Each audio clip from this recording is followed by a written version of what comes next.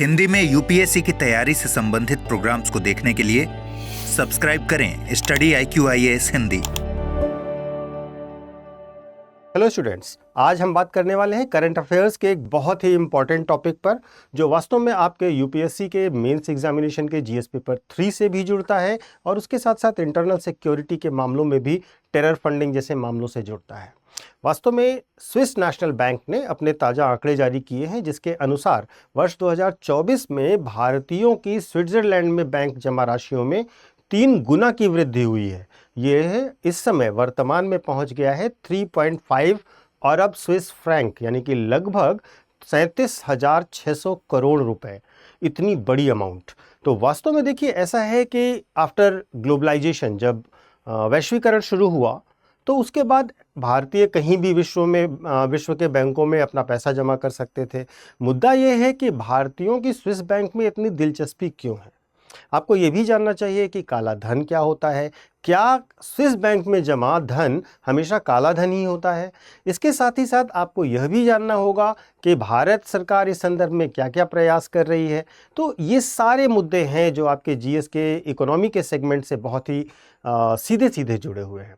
तो आज के वीडियो में हम लोग बात करने वाले हैं इसी न्यूज़ की जिसमें हम देखेंगे काला धन स्विस बैंक में भारतीय जमाओं में जबरदस्त उछाल। जैसा कि मैंने आपको बताया कि पिछले साल से 2024 में 3% की वृद्धि देखी गई है। तो इस वीडियो में किस किस एंगल को हम लोग कवर करेंगे। इस वीडियो में हम कवर करेंगे इससे संबंधित जो तथ्य और आंकड़े दिए हैं स्विस बैंक ने उसके बारे में। इसके साथ साथ स्विस बैंक और भारतीय संदर्भ में ये किस प्रकार से काम करता है, क्यों भारतीयों की रुचि इसमें है और भारत ने इसके संदर्भ में क्या नियम बना रखे हैं। काला धन और कर चोरी क्या होता है इसको भी एक्सप्लेन करेंगे और इसके साथ साथ आपको यह भी बताएंगे कि ये जो स्विस बैंक में पैसा जमा हुआ है क्या ये काला धन है या नहीं है। और वीडियो के लास्ट में आपको इस टॉपिक से रिलेटेड एक प्रैक्टिस क्वेश्चन भी देंगे जिसका जवाब आपको कमेंट करके देना होगा। तो चलिए शुरू करते हैं। और शुरू करने से पहले हम हमेशा की तरह आपको बताते हैं हमारा टेलीग्राम चैनल जो कि यूपीएससी मेंटोर पंकज सर के नाम से है। इस चैनल को आप ज्वाइन कर सकते हैं। अगर आपको कोई डाउट होता है, कोई क्वेरी है, कुछ भी जानना या पूछना चाहते हैं तो आप मुझसे सीधे कॉन्टैक्ट कर सकते हैं। तो चलिए वीडियो को प्रारंभ करते हैं। सबसे पहले इसके संबंध में प्रमुख तथ्य और आंकड़े क्या हैं। तो देखिए जो स्विस बैंक ने आंकड़े जारी किए हैं ये स्विस नेशनल बैंक है, SNB है। इसका ऑफिशियल डेटा है जो ये कहता है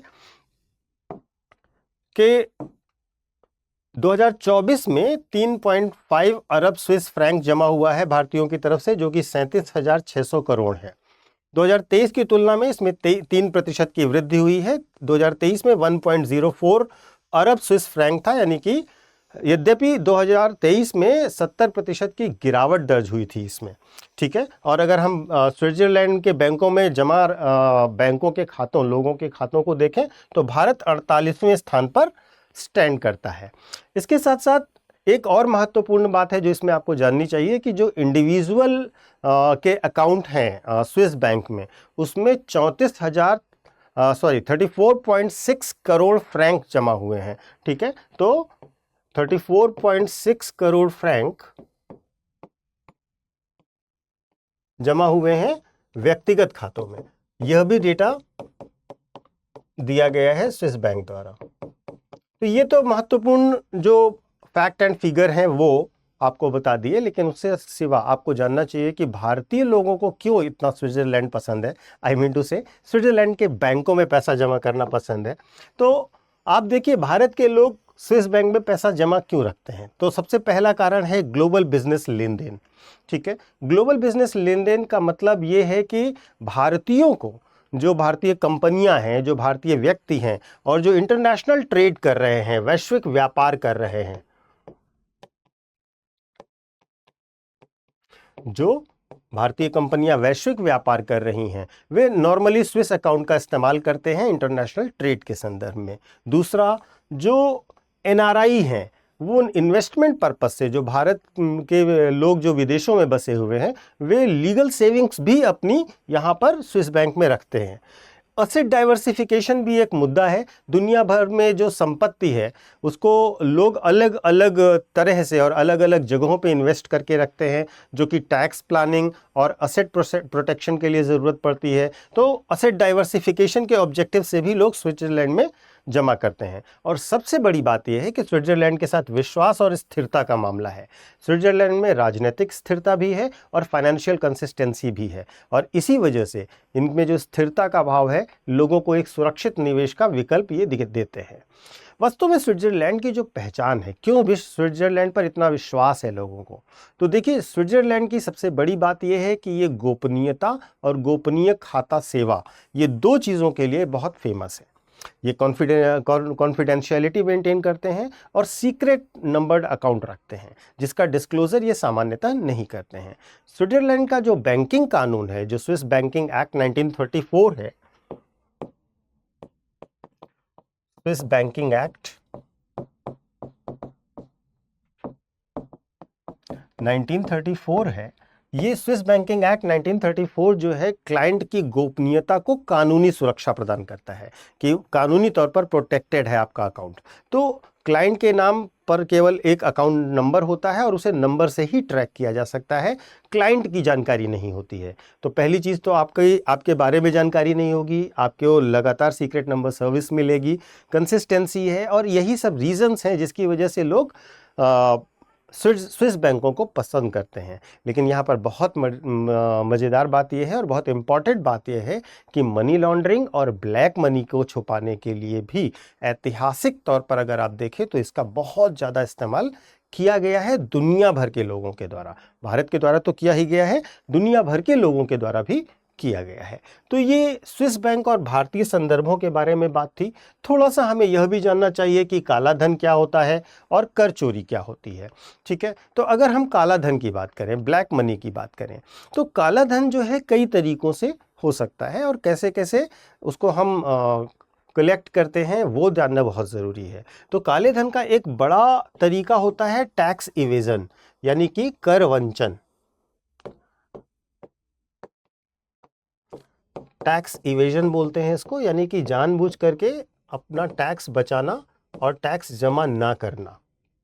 ठीक है, अपनी अघोषित आय को छुपाना, जो आप इनवाइस दे रहे हो अपने खर्चों की, बिल्स की, वो गलत देना, है ना, रिपोर्ट, अपनी इनकम की सही रिपोर्ट ना देना, अपनी इनकम की सही जानकारी ना देना, इन सब से टैक्स इवेजन होता है, कर अपवंचन होता है या टैक्स एवेजन होता है। इसके द्वारा जो पैसा बचाया गया वो ब्लैक मनी कहलाएगा। दूसरा, जो अवैध गतिविधियां होती हैं, ठीक है, उनके द्वारा भी काला धन सृजित किया जाता है, जैसे ड्रग ट्रैफिकिंग है ना, अनैतिक व्यापार हैं। ठीक है, तो जो अवैध गतिविधियां हैं, मनी लॉन्ड्रिंग है, आर्म्स स्मगलिंग है, ड्रग्स हैं, तो इन सब से क्या कर रहे हैं, अवैध गतिविधियों से भी आप काला धन बना रहे हैं। और काला धन का मतलब बहुत सीधी भाषा में यह होता है कि काला धन वह धन है जिसका गवर्नमेंट अकाउंट्स में कोई मेंशन नहीं है। बहुत सिंपल डेफिनेशन है ये।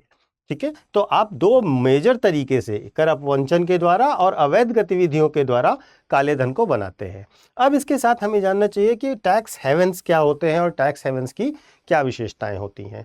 देखिए, स्विट्जरलैंड क्यों पसंद है, उसका रीज़न यह है कि स्विट्जरलैंड एक टैक्स हेवन कंट्री है।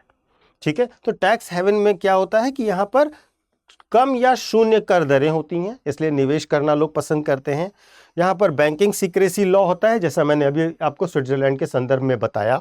इसके साथ साथ मिनिमल रिपोर्टिंग होती है। कोई भी जानकारी, जैसे मान लीजिए कि आप भारत में पैसा जमा कर रहे हैं, ठीक है, तो जब भी आप पैसा जमा करते हैं, जैसे आप 50,000 रुपये से ज़्यादा का ट्रांजैक्शन करते हैं, तो आपको पैन कार्ड की डिटेल देनी होती है। तो क्या है कि आपका सोर्स ऑफ इनकम डिकोड होगा। लेकिन इन देशों में जो टैक्स हेवन कंट्रीज हैं, यहाँ पर आपको जानकारियां बहुत कम देनी होती हैं कि पैसा कहाँ से लाए, कैसे लाए, क्या हुआ, उससे उन्हें कोई मतलब नहीं। आप बस पैसा लाइए और जमा करिए। और ये एक बड़ा रीज़न होता है जिसकी वजह से दुनिया भर के लोग पसंद करते हैं वहाँ पर ले जा करके टैक्स हेवन कंट्रीज़ में पैसे का ट्रांजैक्शन करना, इन्वेस्टमेंट करना या डिपॉजिट करना। तो ये होता है। उसके साथ इजी कंपनी इनकॉर्पोरेशन होता है, यहाँ पर कंपनियां स्थापित करना बहुत आसान होता है। तो इन सब कारणों से इन टैक्स हेवन देशों में वैसे भी बहुत ज़्यादा निवेश होता है। तो अगर हम दुनिया भर के टैक्स हेवन कंट्रीज़ की बात करें तो सिंगापुर है, स्विट्ज़रलैंड है, हांगकांग है ना, ये वो देश हैं जिन्हें टैक्स हेवन कंट्रीज़ के साथ बहुत लंबे समय से एसोसिएट किया जा रहा है। तो अब ये बात तो आप समझ गए कि भारत के लोगों ने बहुत सारा पैसा स्विट्जरलैंड के बैंकों में जमा किया, लेकिन प्रश्न यह भी है कि क्या ये सारा का सारा पैसा ब्लैक मनी माना जाए? क्या जो भी पैसा स्विट्जरलैंड में जमा हुआ उस सबको हम ब्लैक मनी मान लें? ठीक है, तो देखिए ऐसा नहीं है, हमेशा ऐसा नहीं होता है, क्योंकि स्विट्जरलैंड में जमा पैसे का मतलब ये नहीं है कि वो सारा का सारा पैसा इलीगल है। बहुत सारे खाते कानूनी रूप से वैध हैं, उनकी जानकारी भारत सरकार को मिलती है। ठीक है, इसके साथ साथ भारत और स्विट्जरलैंड के बीच में टैक्स कोऑपरेशन के लिए कुछ समझौता भी है, और उस समझौते का नाम है स्वचालित सूचना आदान प्रदान समझौता। यह समझौता जो है वर्ष 2018 से प्रभावी हुआ, और यह जो है OECD के कॉमन रिपोर्टिंग स्टैंडर्ड को फॉलो करता है। ये सारी बातें आपको ध्यान रखनी है, ये इंपॉर्टेंट पॉइंट्स हैं, ये आपके राइटिंग में काम आएंगी। और स्कोप की बात करें तो इसमें बैंक अकाउंट, इन्वेस्टमेंट इनकम और इंश्योरेंस पॉलिसीज, इन सब की जानकारी दी जाती है। इसके साथ साथ भारत सरकार ने डबल टैक्स अवॉइडेंस एग्रीमेंट कर रखा है स्विट्जरलैंड के साथ साथ, डबल टैक्स अवॉइडेंस एग्रीमेंट कर रखा है, DTAA कर रखा है, जिसके द्वारा दोहरा कराधान से बचाव समझौता है। इसके साथ साथ दोनों ही देश FATF की जो गाइडलाइंस है, फाइनेंशियल एक्शन टास्क फोर्स की जो गाइडलाइंस है, उसको फॉलो करते हैं। मनी लॉन्ड्रिंग के खिलाफ FATF जो है वो ग्लोबल स्टैंडर्ड्स को मेंटेन करता है, बनाता है और उसको फॉलो करवाता है। आपने ग्रे लिस्ट, ब्लैक लिस्ट सुना होगा, पाकिस्तान के रेफरेंस में न्यूज़ में लगातार रहती है। वही FATF जो है मनी लॉन्ड्रिंग के खिलाफ ग्लोबल स्टैंडर्ड सेट करता है। इसके साथ साथ भारत में भी कई कानून हैं, ऐसा नहीं है कि भारत में इसके लिए सख्त कानून नहीं है। जैसे prevention of money laundering act है, PMLA जिसका नाम आप सुनते होंगे, 2002 का ये एक्ट है। ये मनी लॉन्ड्रिंग के खिलाफ बहुत कठोर कानून है, ED को बहुत सारी शक्तियां देता है। Black money undisclosed foreign income act है 2015 का, जो काले धन के खिलाफ बहुत ज़्यादा शक्ति देता है। लगभग 300% तक अगर अनडिस्क्लोज्ड ब्लैक मनी है, फाइन 300% तक, और उसके साथ टैक्स लगाने का प्रावधान करता है। इसी के साथ साथ 2016 का बेनामी ट्रांजैक्शन प्रोहिबिशन एक्ट है। तो भारत सरकार ने भी बहुत महत्वपूर्ण अधिनियम इसके लिए बना रखे हैं। ठीक है, आप इसको PMLA एक्ट नोट कर लीजिए। ठीक है, prevention of money laundering act है 2002 का। ठीक है, बेनामी ट्रांजैक्शन एक्ट है 2016 का, black money undisclosed foreign income act है 2015 का। ये तीनों एक्ट आपको याद रखना है इसके बारे में। अब देखिए, इन सब व्यवस्थाओं के बावजूद भी ऐसा नहीं है कि इन सब व्यवस्थाओं के बाद भी हमारा सारा पैसा डिस्क्लोज ही होता है और हमें सारी चीज़ें पता ही चलती हैं। देखिए, इस पूरी चीज़ों को करने का एक बड़ा ही महत्वपूर्ण तरीका है, एक बड़ा ही इम्पॉर्टेंट तरीका है। और वो तरीका क्या है? वो तरीका ये है कि जो कंपनियां होती हैं वो बहुत सारे अन्य माध्यम अपनाती हैं उस ब्लैक मनी को, और जो इंडिविजुअल्स हैं वो ब्लैक मनी को यूटिलाइज करने और इन्वेस्ट करने के लिए। जैसे कि अगर आप देखिए तो क्रिप्टो करेंसी जो बहुत तेजी से बढ़ रही है, तो क्रिप्टो करेंसी का जो क्रिप्टो में निवेश किया जा रहा है वह भी एक समस्या बन रहा है, क्योंकि इसके संबंध में बहुत ज़्यादा रेगुलेशन अभी हम लोग कर नहीं पा रहे हैं। ग्लोबली भी इस पर बहुत ज़्यादा रेगुलेशन हो नहीं पाया है। तो एक बड़ा समस्या, एक बड़ा चैलेंज टेक्निकल आता है क्रिप्टो करेंसी को लेकर के। उसके बाद जो डिजिटल पेमेंट सिस्टम्स हैं उनका रेगुलेशन नहीं हो पाता है। डिजिटल पेमेंट सिस्टम्स, ठीक है। और इसके साथ अगर हम देखें तो एक बड़ा इंपॉर्टेंट सेगमेंट है ब्लैक मनी और मनी लॉन्ड्रिंग का, जिसको हम शेल कंपनियां कहते हैं। शेल कंपनियां जो सिर्फ नाम की होती हैं, कोई बिजनेस नहीं करती, लेकिन पैसा बचाने और ब्लैक मनी को वाइट करने के लिए इनका इस्तेमाल किया जाता है, शेल कंपनियां। और ये सभी जो है शेल कंपनियां मुख्यतः स्थापित की जाती हैं टैक्स हेवन कंट्रीज़ में। तो इन सब चीज़ों के कारण आप देखेंगे तो एक बड़ा निवेश ब्लैक मनी का किया जाता है, और इस पर कंट्रोल करने की बहुत ज़्यादा ज़रूरत है। तो आपने केवल ये नहीं जाना कि वो मनी क्या है जो जमा हुआ है, स्विस बैंक के साथ भी क्या टेक्निकल इश्यूज़ हैं वो भी आपने समझे, किस तरीके से भारतीय पैसे जमा करते हैं, ब्लैक मनी क्या होता है, भारत सरकार के रेगुलेशंस क्या हैं। आपको बिल्कुल जो पेपर से स्पेसिफाइड एरियाज़ हैं उससे रिलेटेड जानकारियां सारी मैंने देने का प्रयास किया है। इसके बाद लास्ट में चलते हुए हम आपको एक क्वेश्चन देंगे, और हम चाहेंगे कि इस क्वेश्चन का उत्तर आप लोग कमेंट बॉक्स में कमेंट करके ज़रूर बताएं।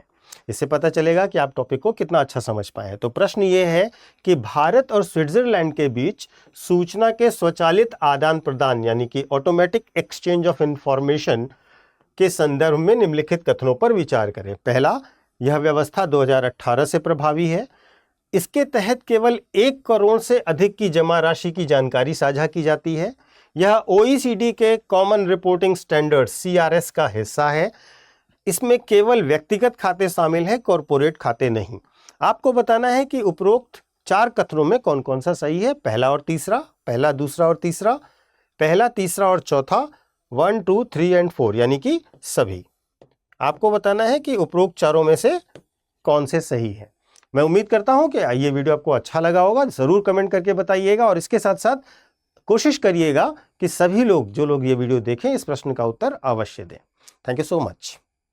हिंदी में यूपीएससी की तैयारी से संबंधित प्रोग्राम्स को देखने के लिए सब्सक्राइब करें स्टडी IQ IAS हिंदी।